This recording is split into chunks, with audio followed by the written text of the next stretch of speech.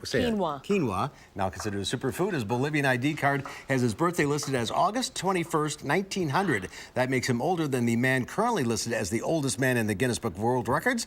Meanwhile, his compatriot celebrated her 118th birthday last Friday. That's old. Yeah. That's our time for now. Thanks for watching. News 3 at 5 starts right after this.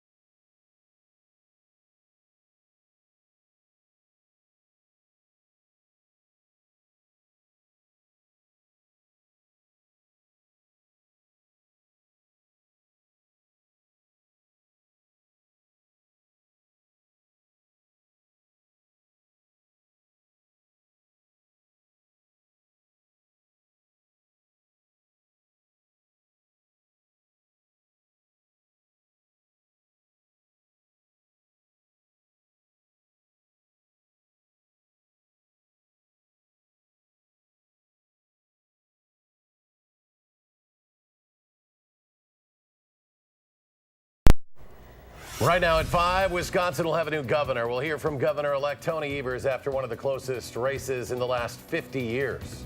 And after figuring out what happened to some of the ballots cast this year, Scott Walker concedes to Tony Evers in that race for governor. Hear from his campaign. And an overwhelming majority of school referendums passed during the election. We'll tell you what it means for those districts. This is News 3 at 5. Thanks for staying with News 3. A transition in the State House is underway tonight. That is after Governor Scott Walker has conceded and Governor-elect Tony Evers is laying out his future plans tonight. We have team coverage of the governor's race. Jessica Arp is covering Governor Scott Walker, but we begin with Rose Schmidt, who asked Governor-elect Evers about where his transition stands tonight. Rose? That's right. Governor-elect Tony Evers says he's committed to finding common ground with Republican leaders at the state capitol. But just within the past hour, a statement from Assembly Speaker Robin Vos says Evers' win will not be seen as a, quote, mandate for change. Evers read to children at the Boys and Girls Club of Dane County today after addressing members of the media. Evers says he reached out to Vos and Senate Majority Leader Scott Fitzgerald in hopes of meeting with them and discussing the state's problems. The governor-elect says he will put together his transition team and cabinet in the coming days. Now, I asked Evers if he has any specific cabinet members in mind. We have made no decisions around that, but we, as I said before, we set up a transition team so that we'll be soliciting names, looking at people, and rolling that out as we go forward in the next 61 days. Evers says Governor Walker was gracious in offering his staff to help and create the new administration, but Evers did not say whether any of Walker's cabinet members will be in or out. There are questions about whether Evers will be able to stick to any of his promises with Republicans controlling both houses. Speaker Vos's statement tonight says he won't allow Wisconsin to slide backward. Senator Fitzgerald has not commented on Evers' win, but plans to answer questions from members of the media tomorrow. Rose, thank you. And Governor Walker says his administration will work to aid in this transition after conceding that race this afternoon. Chief political reporter Jessica Arp explains what happened behind the scenes as the governor considered a recount.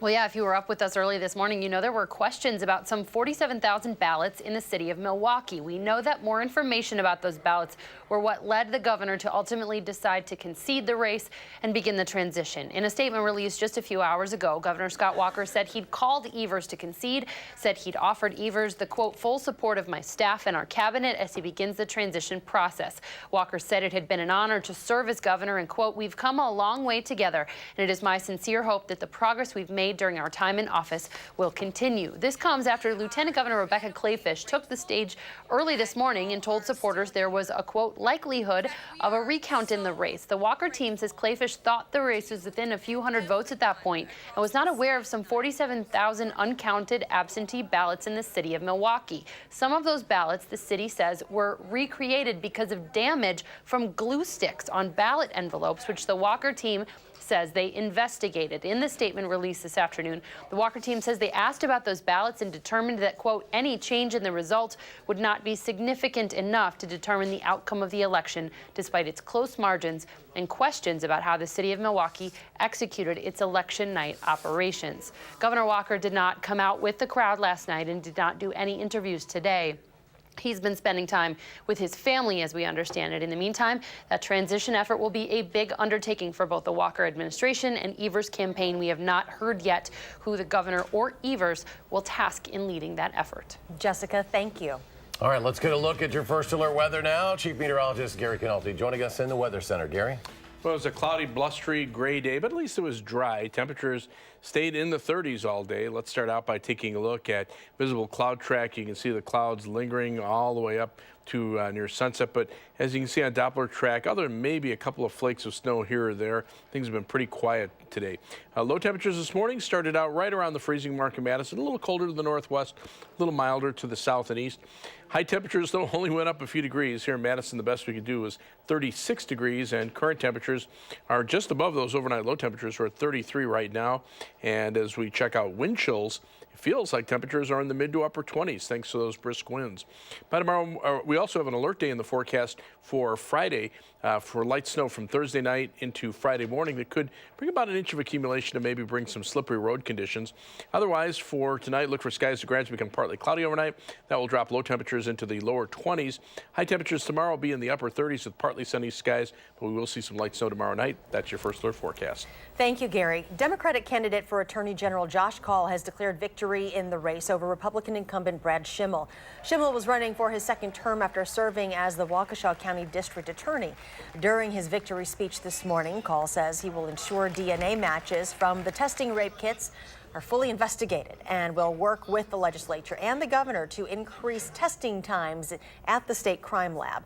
He says he will be serious about holding pharmaceutical companies accountable for their role in the opioid epidemic. He also will work with Governor-elect Tony Evers to withdraw from the lawsuit that is seeking to invalidate the Affordable Care Act. Meanwhile, Attorney Schimmel released a statement this morning saying, I just got off the phone with Josh Kaul. While the results are not final, it appears he has won this race. I told him I am waiting until the municipal and county canvases are complete. However, if the margin does not substantially change, I have vowed that my team will assist him in making the transition as smooth as possible. Now, one of the first races called last night, right as the polls closed, was a race for U.S. Senate in Wisconsin. Senator Tammy Baldwin winning re-election over challenger Leah Vukmir. Today, News 3 sat down with the senator as she prepares for another 6 years in Washington, talking about what set the two candidates apart. I really think what that boiled down to was people recognizing that folks from out of state wanted a senator who would be inclined to do their bidding, and they're saying, wait a second, we need a voice for us. And in the mess that's Washington right now, we need to make Washington work for Wisconsin, and they know that's what I've always been about. Senator Baldwin says she hopes the 116th Congress, with the House now in Democratic hands, can now get more things done on a bipartisan basis, starting with work on a farm bill and health care in the new year. Voters across the state said yes to their school districts last night, passing an overwhelming majority of referendums on the ballot. Now, the most expensive one right here in Dane County, the Middleton Cross Plains School District. Keely Arthur shows us how they'll use that money.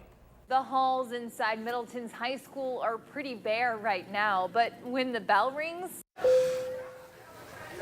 things look entirely different. The building has been crowded for a long time.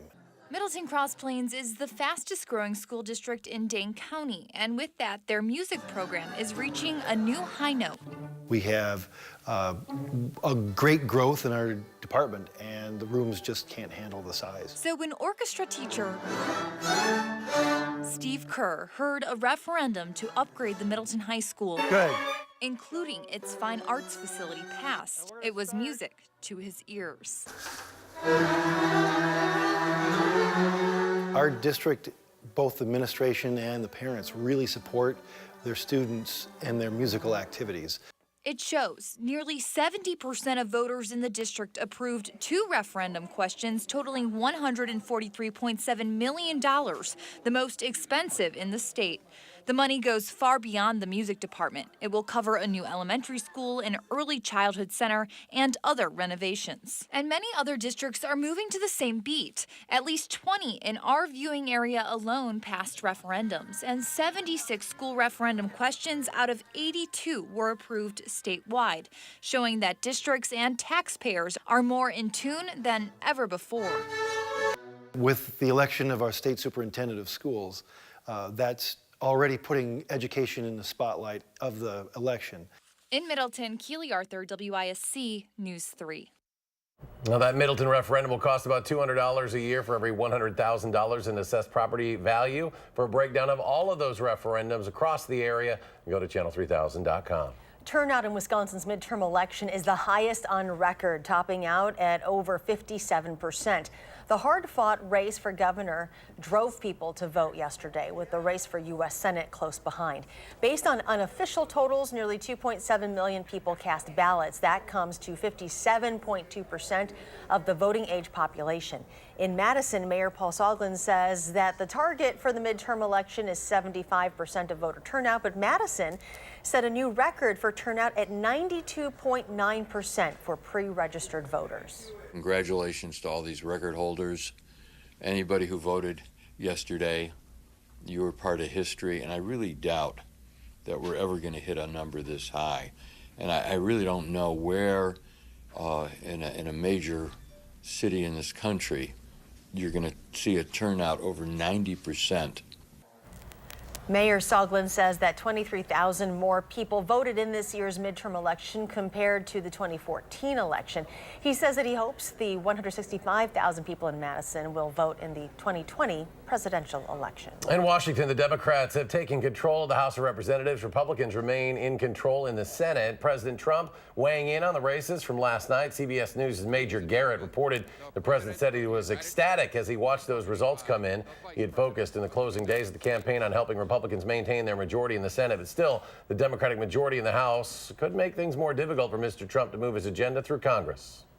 And last night, the Republican Party defied history to expand our Senate majority while significantly beating expectations in the House. For the midterm. At least 100 women are now headed to the House after midterm voters were faced with the most diverse group of candidates ever. Attorney General Jeff Sessions has resigned. In his resignation letter, the Attorney General said he was doing so at the president's request. The move comes just one day after Republicans secured control of the Senate, which will be needed in order to confirm Sessions' replacement. President Trump has publicly expressed his anger over Sessions' decision to recuse himself from overseeing Robert Mueller's investigation into Russian interference in the 2016 election. It would create a constitutional crisis if this were a prelude to ending or greatly limiting the Mueller investigation. And I hope President Trump and those he listens to will refrain from that. I could fire everybody right now, but I don't want to stop it because politically I don't like stopping it. Yeah. Acting Attorney General Matthew Whitaker will now take over the Mueller probe from Deputy Attorney General Rod Rosenstein. There is more to come on News 3 at 5. Up next, after a fatal crash this morning in Rock County, law enforcement is giving an important safety reminder to drivers. And the midterm results send the Dow soaring on this Wednesday, up 545 points. The NASDAQ jumped 195. The S&P added 58. We'll be right back.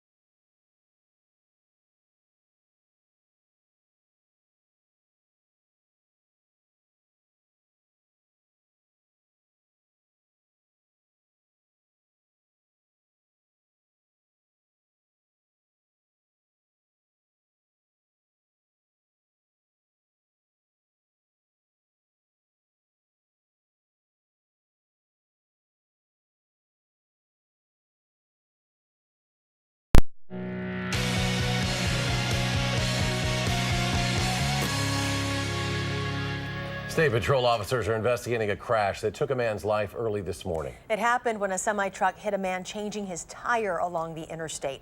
Rock County reporter Adam Duxter spoke to the officers looking into this crash and joins us from our bureau at the Janesville Gazette with what they are saying today. Adam?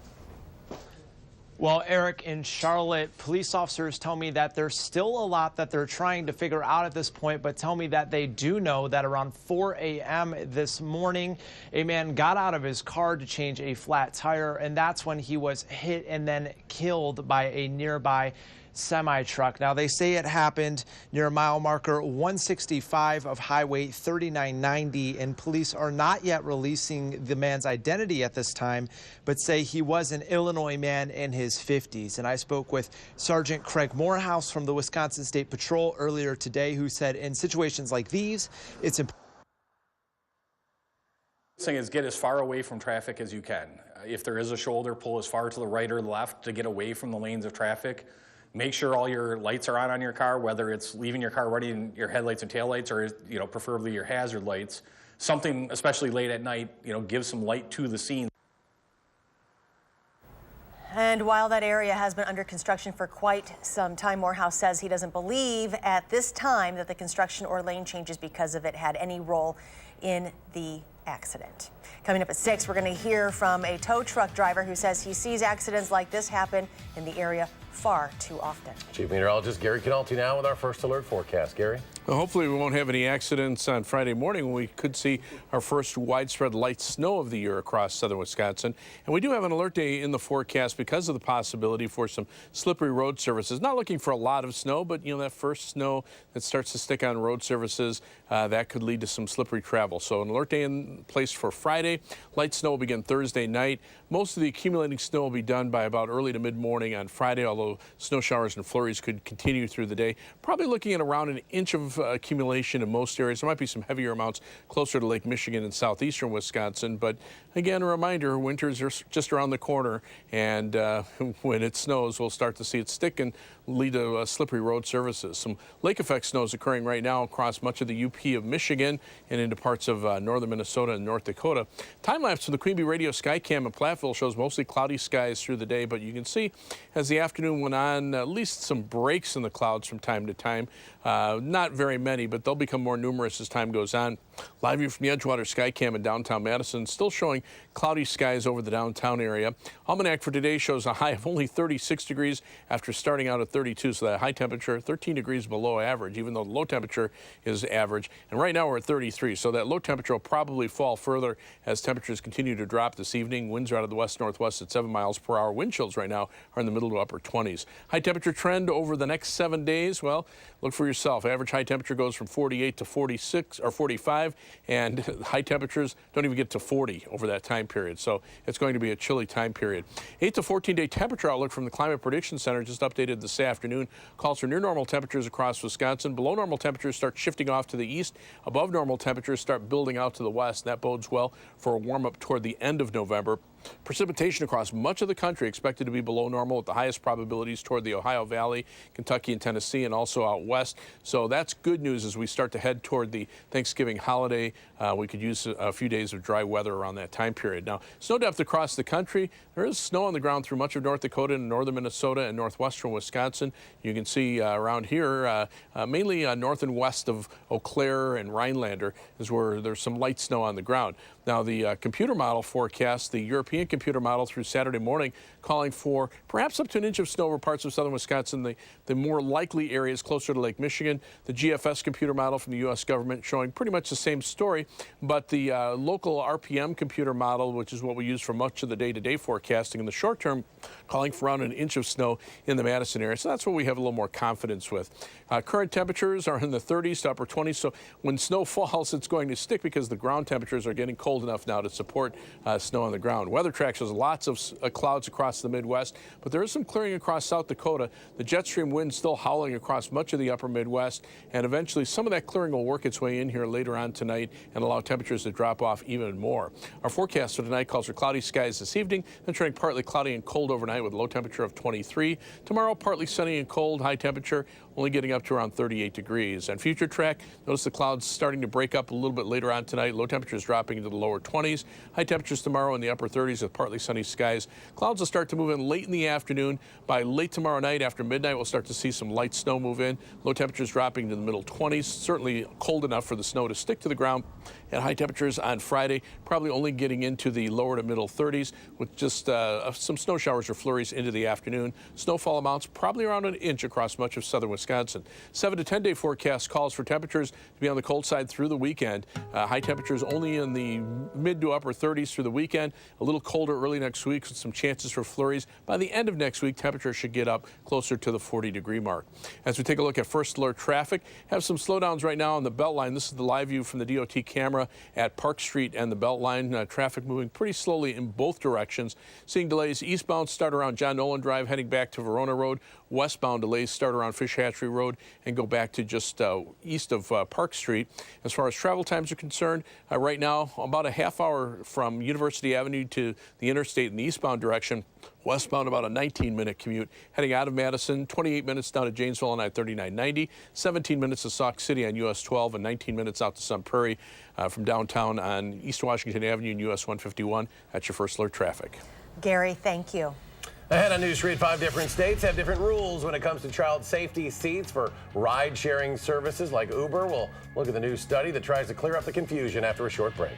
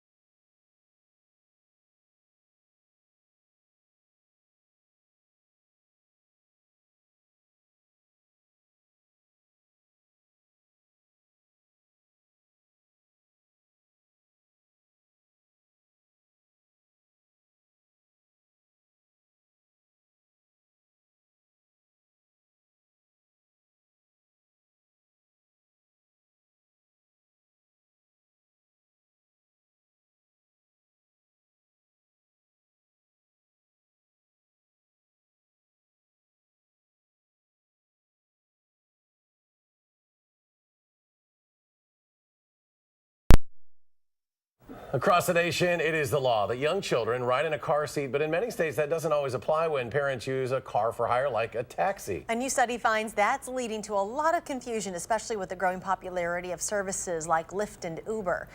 Hillary Lane reports. Oh, there's a taxi, there's a taxi. Like many parents in New York, Caroline Wong doesn't use a car seat when traveling with her son in a taxi. All right. It's a calculated risk because, you know, you're not going very fast and the chances of you being in a serious high-speed collision are pretty low. Research from Virginia Tech University finds New York is among 35 states where cabs are exempt from laws that require young children to travel in a car seat. Except for Georgia, it's not clear if ride-sharing companies like Uber and Lyft are also exempt. In the other 15 states, children must have a car seat in all for-hire vehicles. There's a lot of confusion that parents experience when they want to carry their children using rideshare services. The laws across the nation are inconsistent from state to state. Justin Owens with the Virginia Tech Transportation Institute says in many states that require car seats, it's not clear if the parent or the driver needs to provide them. State legislatures really need to work on catching up the laws and regulations. Rideshare services are becoming increasingly popular year over year. So Uber provides the car seat? Yes, they do. In New York City, Uber will have a driver like Rafael Serrano provide a forward-facing car seat for an extra $10. Lyft has a similar program, but also only in New York City. You feel more comfortable having this car seat? Absolutely. It's super safe and we're liable for anything, so I'd rather the kid be safe than sorry, you know? Uber and Lyft both tell us that drivers and riders in the rest of the country need to follow all local laws, and drivers can turn down riders who do not provide a proper child safety seat. Hillary Lane, CBS News, Brooklyn, New York. And stay with us. We'll have another Check Your Forecast in just a moment.